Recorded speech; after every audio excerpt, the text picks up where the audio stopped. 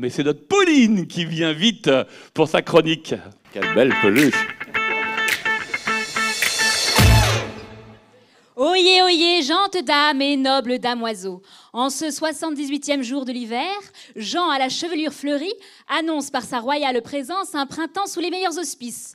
Mais de notre bon roi, que savons-nous de son histoire? Je m'en vais donc vous conter l'Odyssée de sa majesté, ou comment le chevalier Jean de Quimper devint le légendaire roi Jean le Camelote.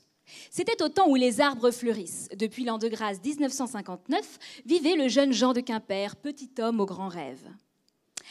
Habile à manier le javelot, il allait chaque matin sur son cheval de chasse rejouer les exploits de ses idoles chevaleresques, espérant un jour emprunter à son tour le chemin de ses illustres héros. Il était alors l'écuyer du chevalier Éric Pendwick, qui lui enseignait tant à ménager sa monture qu'à faire de son destrier un fidèle et solide cheval de bataille. Ce fut plus tard donc, après une formation sans écueil, que Jean fut adoubé par le roi Figaro de la belle époque relais et châteaux.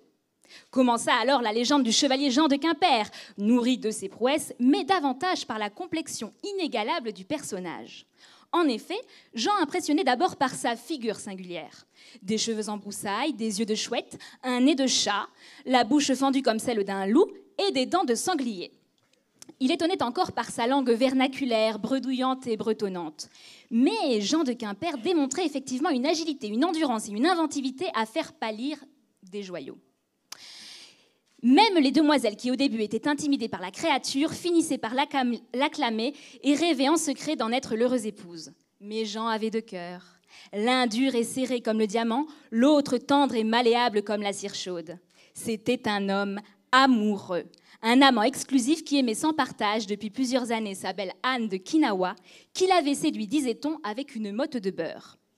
Dans le royaume de Bretagne, donc, on ne comptait plus les tournois qu'il remportait avec une facilité désarmante. Combien de fois était-il revenu victorieux d'expéditions rocambolesques où les barbares côtoyaient les fées, où le jour ne se levait jamais et où les fontaines chantaient?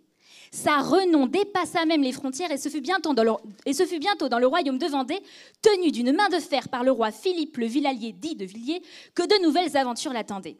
Toutes les 4 années, le roi rassemblait ses plus preux chevaliers afin de les envoyer par-delà les mers à la conquête du Nouveau Monde et de nouvelles prouesses pour parfaire sa robustesse. Jean de Quimper se présenta, simplement à la cour, accompagné comme à son habitude de ses deux écuyers, Hubert et Firmin, et de son cheval aux couleurs de son blason, d'abord bleu et jaune, puis blanc, enfin bref.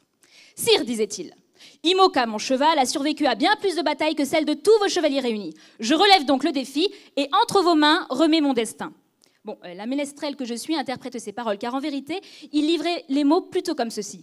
Bon, sponsor ou pas, c'est bon quoi, hein. Ça va le faire parce que je le veux et puis c'est tout. Je suis le meilleur du ratio budget-classement, ok?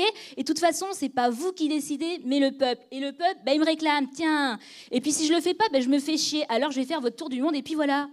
C'est ainsi que par 4 fois, le chevalier Jean s'illustra dans cette longue et périlleuse croisade du Vendée, aux côtés entre autres du chevalier noir et de Vincent le Terrible.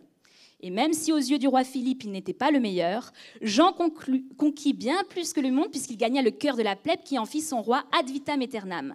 Détrônant l'autre légendaire Arthur, le peuple offrit ainsi à Jean son royaume dont il prit le nom pour devenir Jean le Camelote. En remerciement, le nouveau roi donna une fête somptueuse où il prononça son discours, le premier « Festoyons, ripaillons et dansons cotillons tout le jour jusqu'à la veillée, morbleu !»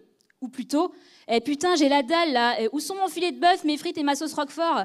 Et pas de liof, bordel, hein. C'est un truc de feignant, ça. C'est pour ceux qui veulent pas matosser. Moi, je veux de la bonne bouffe, merde. Hein. Et après, tous au bar, jusqu'à plus soif, parce que yes, we can.